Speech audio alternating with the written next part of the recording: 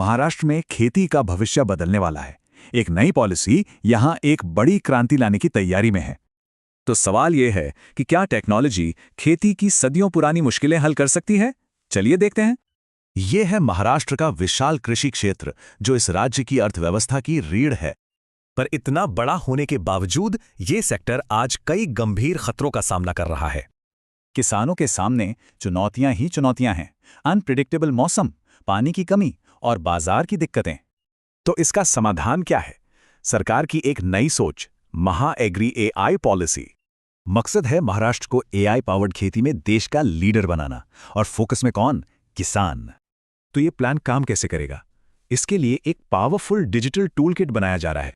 सबसे पहले है एडेक्स, एक डिजिटल हाईवे जो मौसम और मिट्टी जैसे जरूरी डेटा को आपस में जोड़ता है। फिर है सैंडबॉक्सिंग, ये स्टार्टअप्स के लिए एक सेफ वर्चुअल लैब है एआई सॉल्यूशंस टेस्ट करने के लिए। रिमोट सेंसिंग इंजन, मतलब सैटेलाइट और ड्रोन से खेतों पर सीधी नजर। इससे समस्या होने से पहले ही पता चल जाएगा।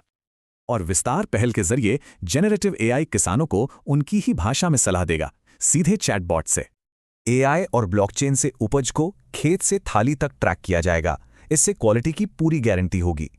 तो ये सिर्फ एक विजन नहीं है, इसके पीछे एक ठोस प्लान और स्ट्रक्चर भी है।